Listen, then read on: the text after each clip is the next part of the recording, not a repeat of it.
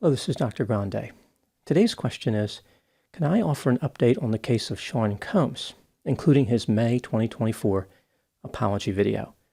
Just a reminder, I'm not diagnosing anybody in this video, only speculating about what could be happening in a situation like this.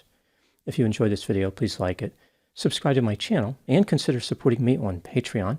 I will put the link to Patreon in the description for this video.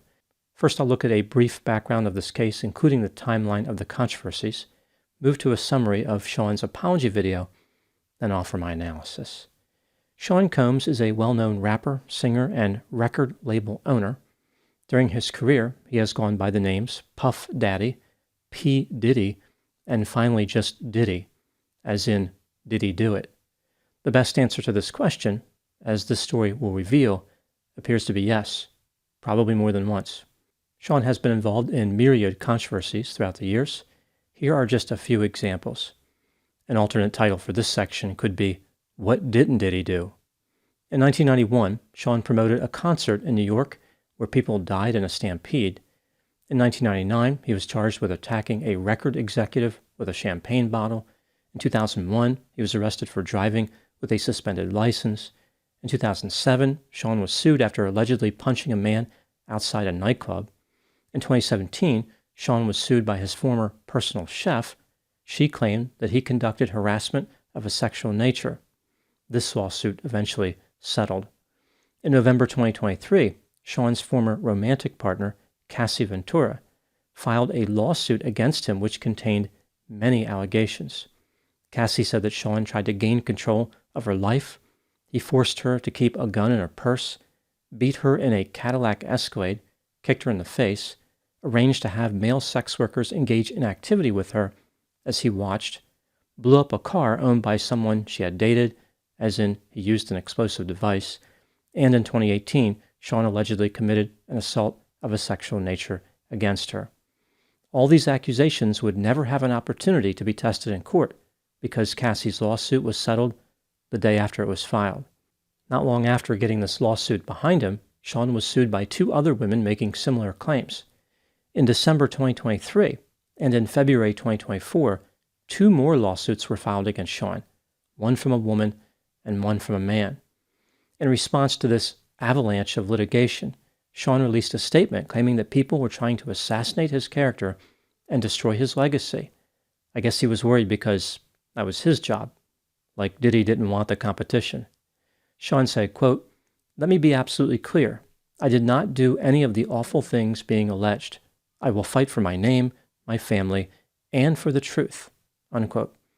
In March 2024, federal agents raided properties in Los Angeles and Miami connected to Sean. The government indicated that the raid was related to allegations involving firearms, illegal narcotics, and offenses of a sexual nature. In May 2024, surveillance video was released that captured an incident involving Sean and Cassie on March 5, 2016, in the Intercontinental Hotel in Los Angeles, California. At this time, the couple was staying in one of the hotel rooms. In the video, Cassie exited their hotel room and walked toward a bank of elevators. Sean could be seen running down the hallway after her, wearing nothing but a towel around his waist. He approached Cassie by the elevators, grabbed her by the neck, and threw her to the floor. Sean then kicked her a couple of times while she was on the floor before dragging her a few feet and leaving. Cassie stood up and went to a phone near the elevators. At this point, Sean returned to the area and appeared to shove Cassie. He sat down in a chair, grabbed an object off a table, and threw it toward her. The attack captured in the video appeared to correspond with one of the allegations Cassie made in her lawsuit. Even though the video captured what appeared to be a criminal offense, the Los Angeles County District Attorney's Office said that the incident happened too long ago to prosecute.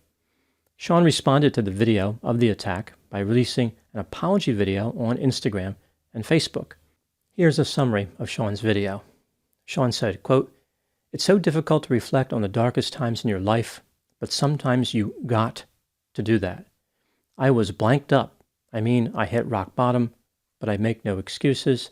My behavior on that video is inexcusable. I take full responsibility for my actions in that video.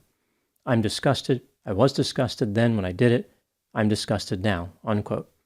Sean went on to talk about how he went to therapy and rehab and asked God for mercy and grace.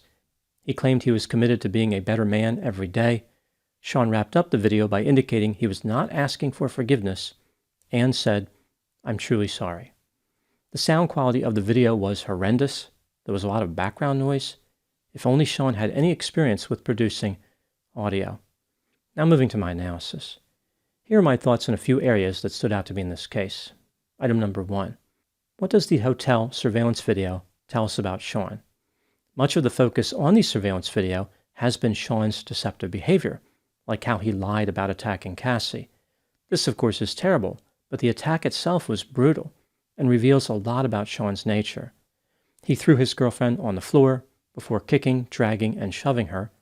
After all this, he threw some type of object in her direction.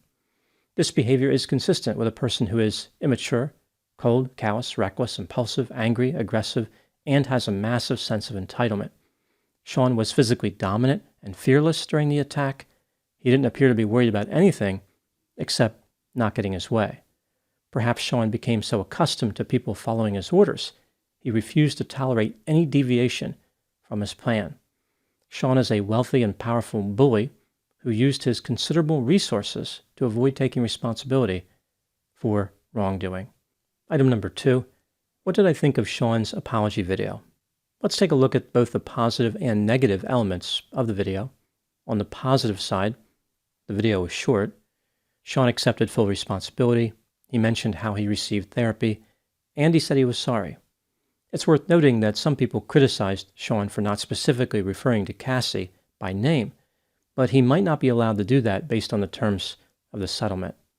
To be fair to Sean, it seems clear he was referring to the incident involving Cassie. Moving to the negative side, Sean tried to make it seem as though his behavior could be attributed to being in a dark time. How does that explain the other allegations? Has he ever been in a light time? Sean never really explained what he meant by dark time. Was he using substances? Did he have mental health symptoms? Why did he attack Cassie? Why should anyone believe he won't do something like that again?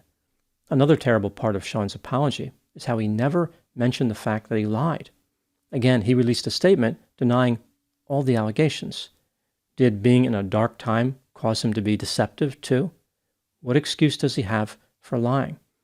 There is this sense that Sean just tries to get away with anything he can. He denies everything, covers up all his bad actions, and then, when he's caught red-handed, he admits to just the one offense. He doesn't want people to focus on his dishonesty. Item number 3. When considering the positives and negatives, did Diddy do himself any favors with his apology video? In my opinion, Diddy did not. When a celebrity is contemplating making an apology, they have to ask themselves a few questions. For example, can apologizing make things better? Can it make things worse? They also must consider the probabilities of the apology having the desired effect. I look at an apology video kind of like painting an old wooden desk. The paint is not going to fundamentally change the piece of furniture, but it might make it look a little better or a little worse. Sometimes people take a small brush and just touch up some of the rough spots on the desk. Other times, they might pour a whole bucket of paint over it. Extending this analogy to Sean's apology video, he took the desk, threw it in a vat of paint, and set it on fire. The only good part is that he didn't waste a lot of time. Sean fell back into the same pattern he has always displayed. He only admitted what he could no longer deny, and he blamed a mysterious and unknown force for his bad behavior. Item number 4. As I mentioned, the lawsuit with Cassie was settled, but Sean is not out of the woods yet. He is facing many other lawsuits. The hotel surveillance video confirms part of Cassie's story. If she was telling the truth about this, it stands to reason she was being honest about other things that she said.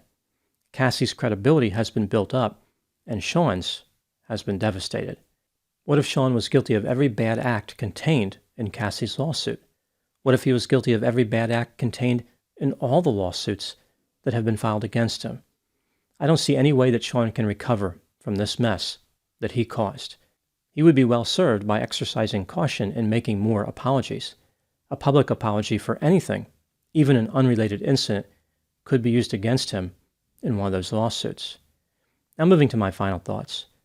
This case is about a wealthy rapper who struck his girlfriend and offered a tearful apology years later, only after being caught.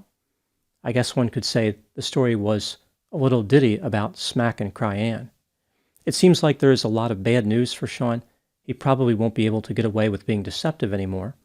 He is learning the hard way that life goes on long after the thrill of lying is gone. Those are my thoughts on the case of Sean Combs. Please put any opinions and thoughts in the comment section.